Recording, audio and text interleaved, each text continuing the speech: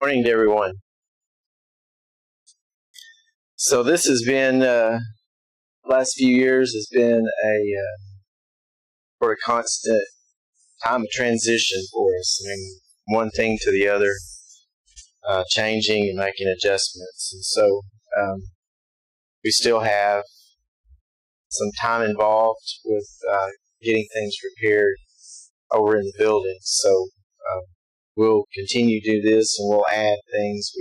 Jim's working on planning how we can do a young people's class. It'll be a sort of a combined age group type of thing. And when we do begin that, adult class will meet in the field fellowship room.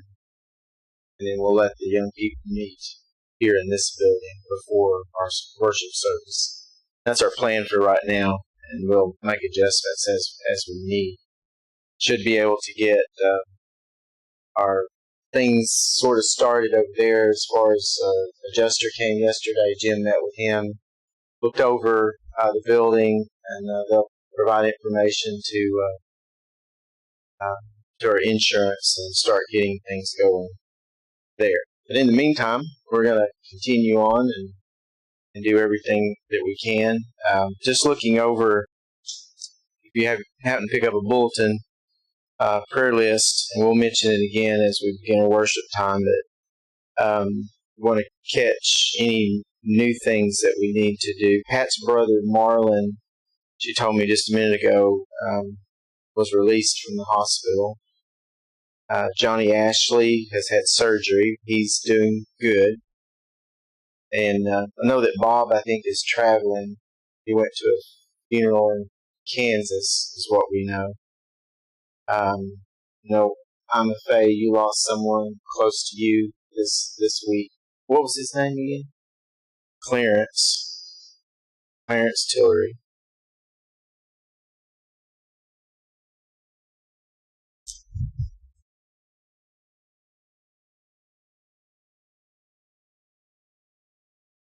Okay. And then those that have been on our list for a while, Harry, do we have anything new on Harry? Henry? I think he was still having some struggles, doing some better in some ways, but still struggling in others. We have Jean Wilton on the prayer list, but I know that Jenny, she's still having struggles from time to time as well.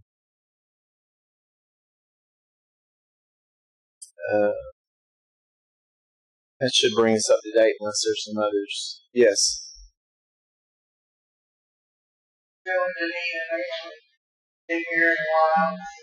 Joe and Leah. Danita was telling me that Joe's going to go have shoulder surgery in Little Rock, and that's something that they just all know. Okay. Joe, shoulder surgery.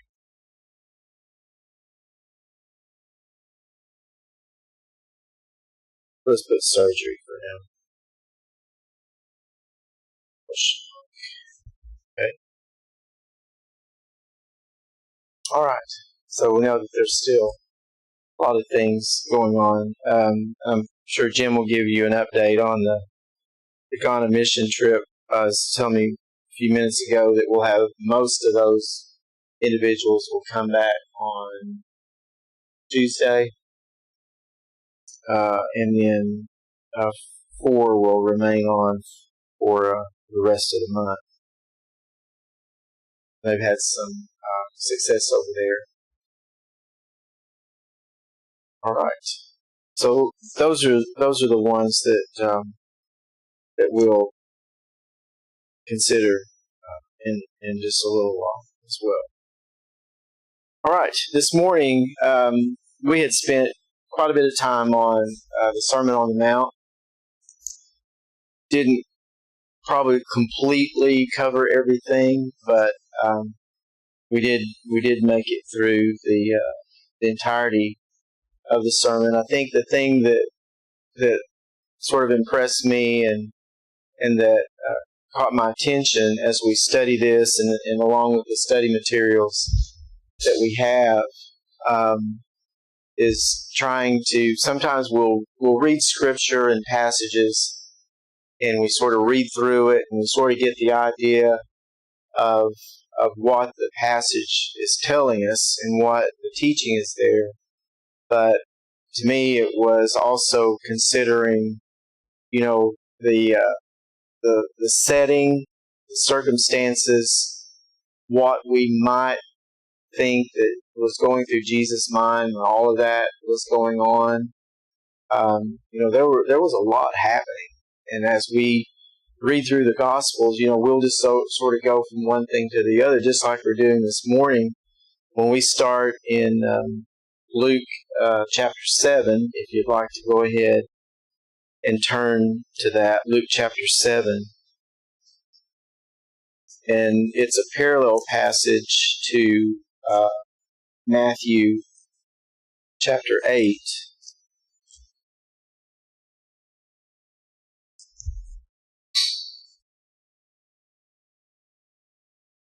In Luke 7, it says, when Jesus had finished, and that is the Sermon on the Mount, saying all this in the hearing of the people, he entered Capernaum. And he just went right into some other things. When we look in Matthew chapter 8, in verse 1, when he came down from the mountainside, large crowds followed him.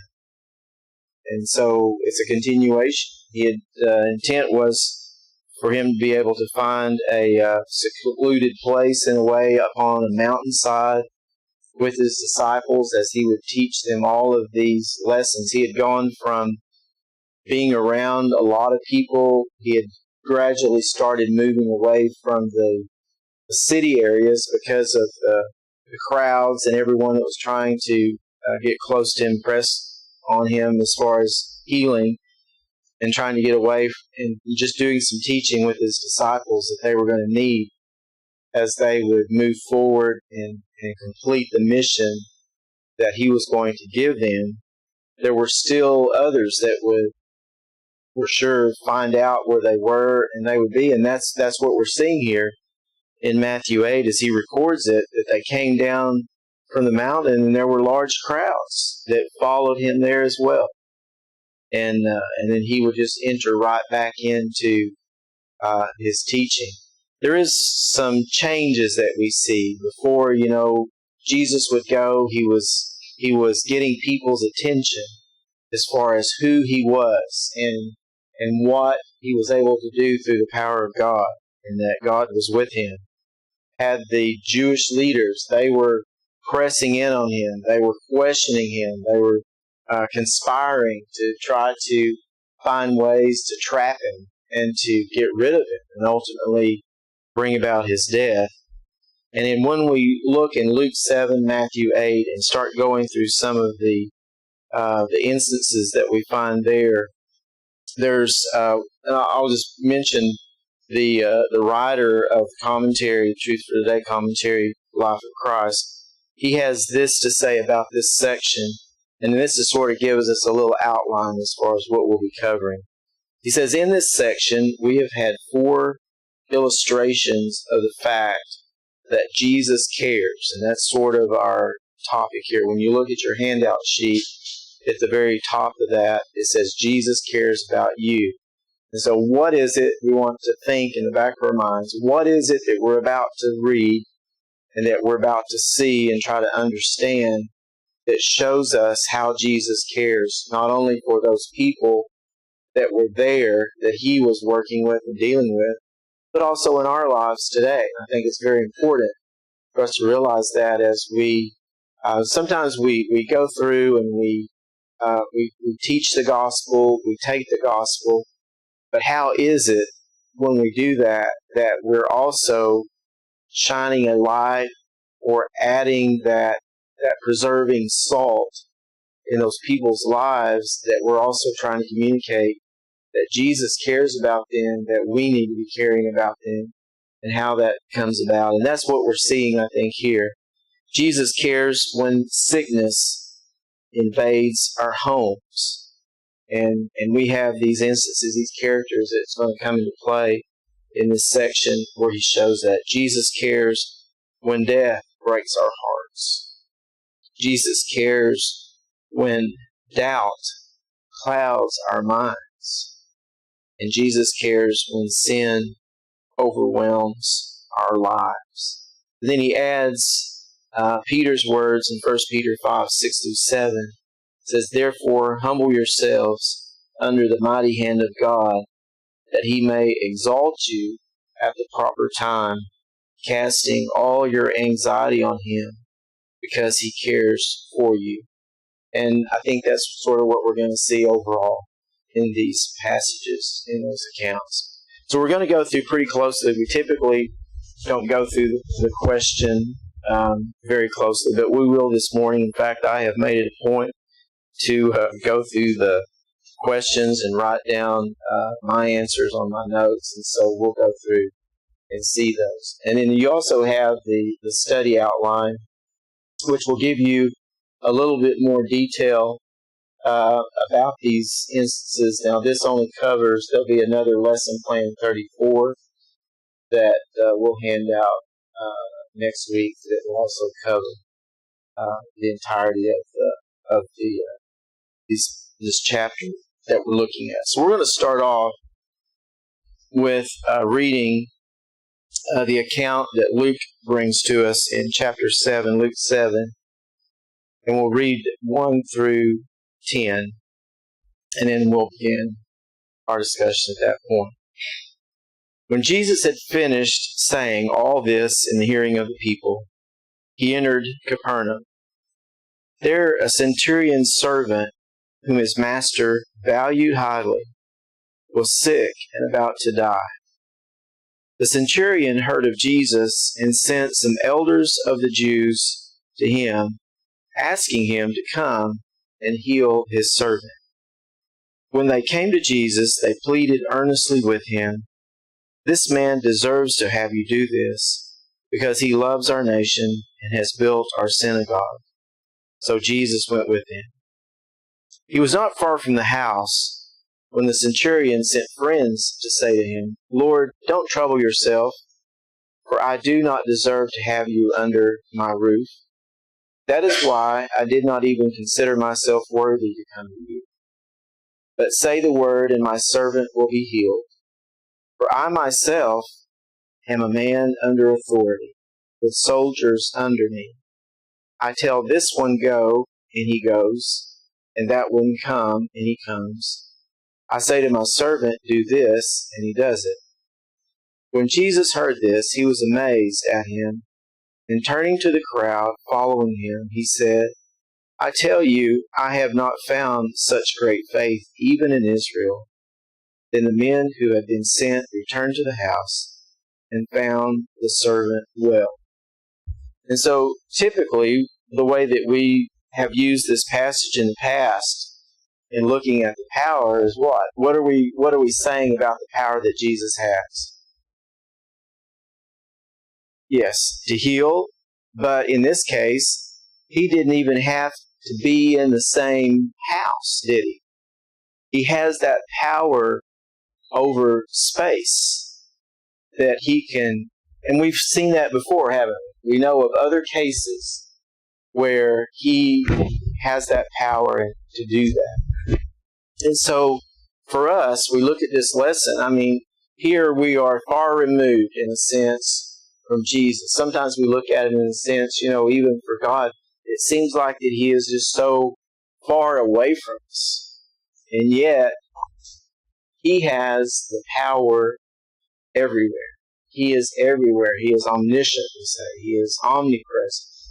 And Jesus, being the Lord, being God's Son, being part of that Godhead, has that same power. And so here you have the crowds that were following, trying to remain close to Jesus in order to get whatever they felt they wanted or needed as far as healing.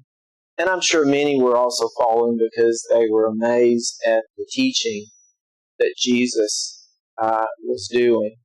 because it was far different from what they had been used to from the Jewish leaders. It was one having authority, real authority, not just trying to pass something on, but really being the heart of that authority, the Word, as he has been called. And so one of the big things that we're going to look at also, we need to look at Matthew 8 as well, because Matthew's account adds an important factor as well. It reads a little different. His account actually has the centurion coming to Jesus, but the fact remains, the power of Jesus is displayed in that. We're going to read this particular account beginning in Matthew 8, verse 5. When Jesus, and this is actually Matthew's adding another account, we'll look at that a little bit later, the leprosy. But when Jesus had entered Capernaum, a centurion came to him asking for help. Now, the centurion is coming to Jesus in Matthew's account. Lord, he said, my servant lies at home paralyzed and in terrible suffering. Jesus said to him, I will go and heal him. So there's sort of a change here in circumstance. The centurion replied, Lord, I do not deserve to have you come under my roof, but just say the word, and my servant will be healed. So here we find in Matthew's account that Jesus was willing to go. And I'm sure he was willing to go in Luke's account as well. But it still tells us in both accounts, the centurion replied, Lord, I do not deserve to have you come under my roof, but just say the word, and my servant will be healed. Now, what is that telling us about the centurion at this point? He had great faith. He evidently knew who Jesus was. He perhaps had heard some of the teachings that Jesus had made. And that faith, right there at the very beginning, had that faith that said, Lord, I know that if you'll just say so, that my servant will be healed. And then he goes on to explain, I understand, for I myself am a man under authority, with soldiers under me. And he says sort of the same thing that Luke's account is. I tell this one to go, he goes. I tell this one to come, he comes. I say to my servant, do this, and he does that. He has authority. When Jesus heard this, he was astonished and said to those following him, I tell you the truth.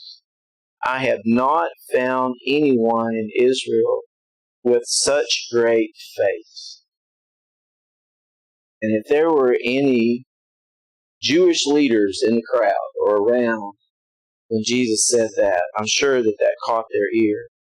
I say to you that many will come from the east and the west and will take their places at the feast with Abraham, Isaac, and Jacob in the kingdom of heaven.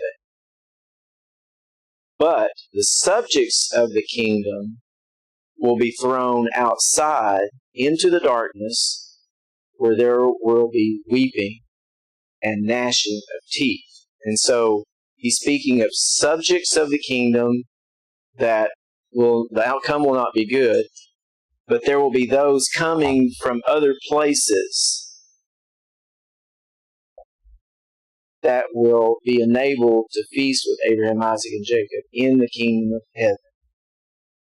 And so he's given us an indication of some things there. And then Jesus said to the centurion, go, it will be done just as you believed it would, and his servant was healed at that very hour.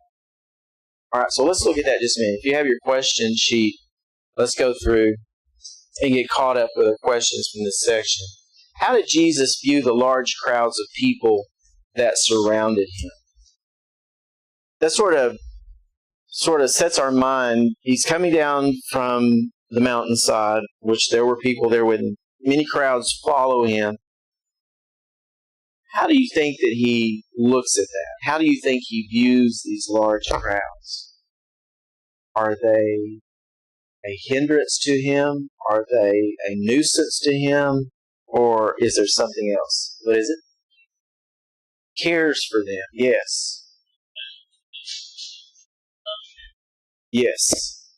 they're wondering, looking for something, and they had not exactly found what they were looking for. And yet many realized who Jesus was and accepted who he was. And so they wanted more. But Jesus cared for them. He saw these people needing something. They had needs. And it wasn't only physical things. I mean, we all see it all the time. Many of us, and we see it all around us, that people have physical needs. Whether it be from sickness, whether it be from loneliness, whether it be from homelessness, having nobody, and even much more important, having that spiritual need that some realize and some don't of what they need. They're trying to follow the world and let the world tell them, if you'll do this, then everything will be okay. We're seeing that every day. It is not. Following the world does not make things okay. Because the world is leading astray. It comes back to what Richard had noted there. The people that were really looking and searching, they were understanding that Jesus was like a shepherd. Jesus would be able to lead them to where they needed to go and what they needed to do. So yes, question 2, to what place did Jesus return after completing his discourse on the mount? Capernaum. He had been there before, right? What do we remember about Capernaum? Anything to it? It was a fishing town. Yes. Some of his disciples were from Capernaum. So it was a place that he'd been there before, and he was familiar, and other people that lived there were familiar with him. And so evidently, the mountainside that they'd gone up on was in the vicinity there somewhere, and they think that that's true. In Matthew's account, just quickly, right before he has the encounter with the centurion, he had come down from the mountain with the large crowds. A man from leprosy came, that's Matthew's account, knelt before him and said, "Lord, if you are willing, you can make me clean." So what did that say about the man with leprosy? He knew that Jesus had that power as well, had that authority. "Lord, I know that you can do this. If you'll just say so, I know that I can be clean." Jesus reached out his hand and touched the man. "I am willing," he said. "Be clean." Immediately he was cured of his leprosy. Then Jesus said to him, this is interesting, "See that you don't tell anyone, but go show yourself to the priest and offer the gift Moses commanded as a testimony to them."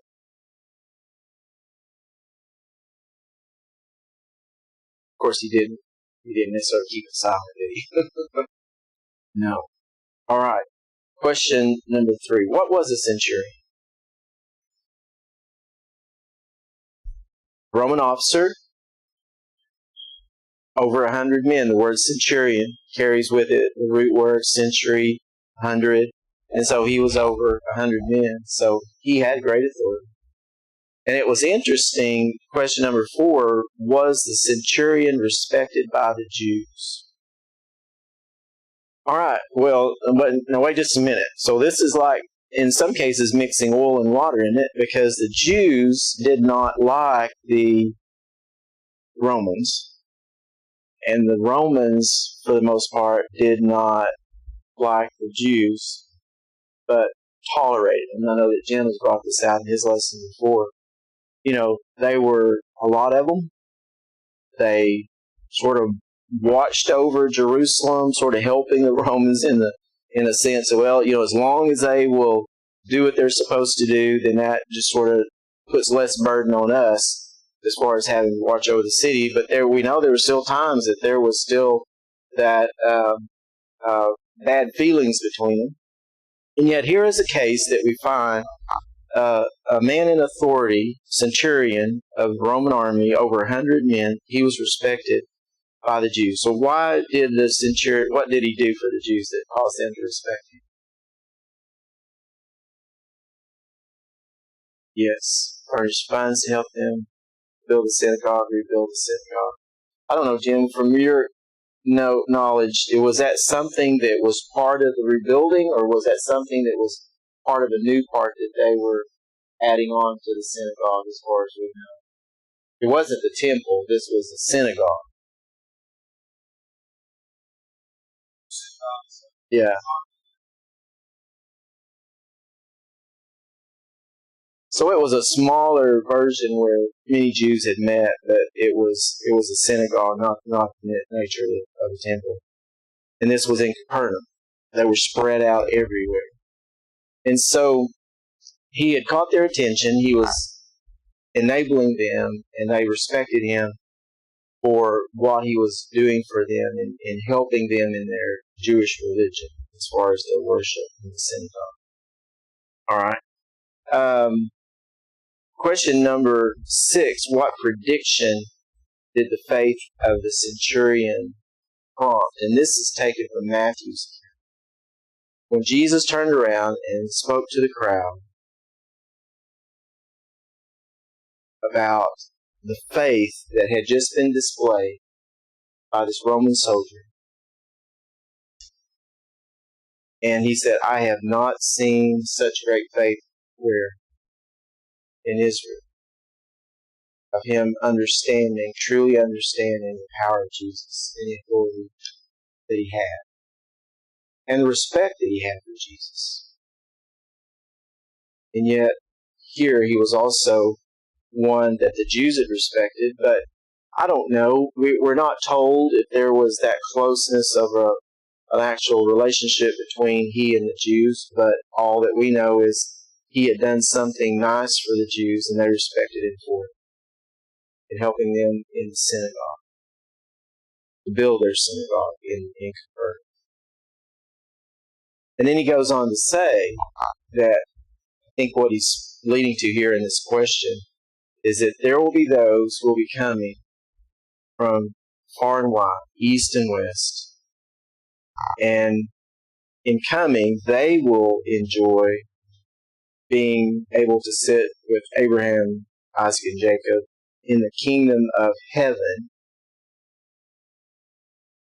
But there were those who were part of the kingdom, he didn't say kingdom of heaven, but part of the kingdom, that are going to be cast out.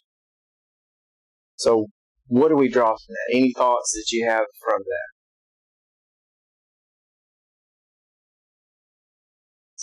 And I think he's talking about two totally different kingdoms. Yes. What were all the Jews pretty well looking forward to as far as the Messiah coming? A revival of the physical kingdom of Israel.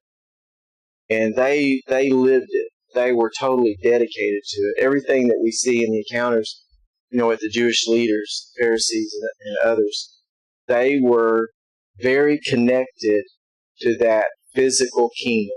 And they were waiting on that Messiah, that King, to come back and reestablish that. And I think even many of Jesus' disciples had that same thought in the back of their minds, didn't they? And yet, that was changed when they started to really understand who Jesus was and what his mission was going to be as Lord and King, as Christ, as Messiah. And so that's the thing that people will see. And we're going to see as we go through this and we get into the discussion about Jonah that there seems to be some people, they have different ideas about, well, was John starting to doubt about who Jesus was? But again, the thing that's caught my attention through the study is not only looking at the words that we have recorded, but trying to understand better the circumstance of what is going on in the lives of these people as well. All right, let's see. Question 7. How far apart were Capernaum and Nain? He's going to go to Nain next. It's about 20 miles. About 20 miles southwest of Capernaum. he would travel 20 miles. That doesn't seem much to us. What is it? Is it about 20 miles to Blue Mountain from here? Yeah. It's about 25 miles from here to Greenwood. Takes us, 25 minutes? 20 minutes to get from here to there? But that's not how they travel, then, is it? No. They walked by foot. How long do we think it would take us to walk to Blue Mountain? Just somebody guess. What do you think? You ever done it before?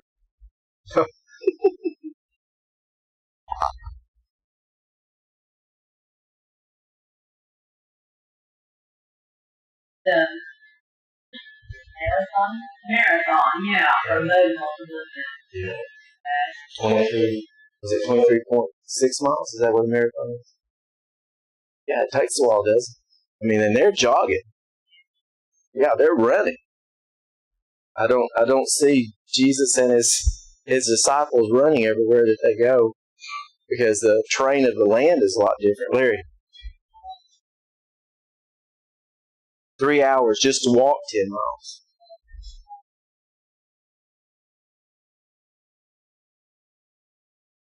Yeah. Well, and that's a good point, what Larry brings out. When these men, Jesus and his disciples, when they went from one place to the other, and we look at trying to picture circumstances, well, that's a good point, because I don't think that they just set out and said, okay, guys, we've got 20 miles to go, we're going to start here, and we're not going to stop until we get there. I just don't think that happened. I think they did stop. I think they may have stopped and said, oh, look here, here's some heads of wheat. I'm hungry. Let's get a snack. Or maybe found some figs along the way. Or they sat underneath a tree somewhere for a short time. It wasn't a race that they were trying to run. They were just going from one place to the other.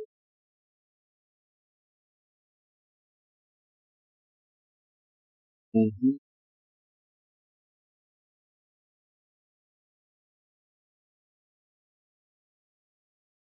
Mm-hmm. Yes. Yes. Yes. church, Barnhill, about 5 miles from us. We didn't have anywhere else to stop. We walked home, shaved, and our shoes off, and we listened to Mm-hmm. meditation. Yes. And it's just, many, really don't think about that anymore, about how people were very dedicated, and it was just something that was the right thing to do. Every Sunday, we had a place to be because we knew that was where we needed to be. So we would head out and we would go. Very good, thank you for that. All right, so it's thinking about these life things as we go along. When we go ahead and continue just a little bit, this idea of when they traveled to Nain, what was the response of the people after Christ raised the son of the widow of Nain? So we've got another healing incident here. Jesus raises a widow's son, this beginning in verse 11. So we're going to read this. We'll be out of time after this, but go ahead and go through, compare the outline lesson with your questions here.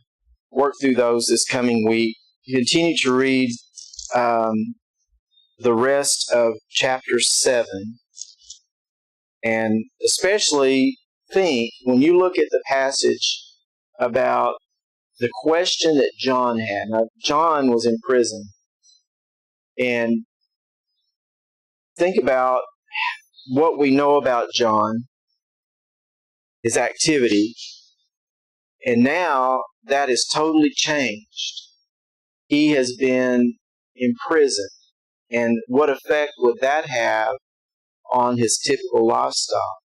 Would that be something that could help us know and understand the question that he asked? He sent his disciples to ask Jesus that particular question. So think about that in the back of your mind. And so let's close with verse 11 of chapter 7 we'll read. Soon afterward, Jesus went to a town called Nain, and his disciples and a large crowd went along with him. As he approached the town gate, a dead person was being carried out, the only son of his mother, and she was a widow. And you think about the circumstances here.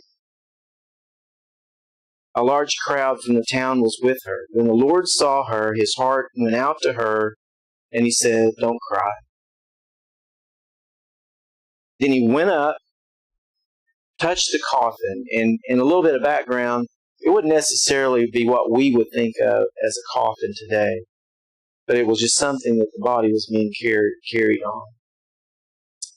He went up, touched the coffin, and those carrying it stood still. He said, "Young man, I say to you, get up." The dead man sat up and began to talk, and Jesus gave him back to his mother. They were all filled with awe and praised God. "A great prophet has appeared among us," they said. "God has come to help his people." This news about Jesus spread throughout Judea and the surrounding. Thank you for your comments and your attention this morning.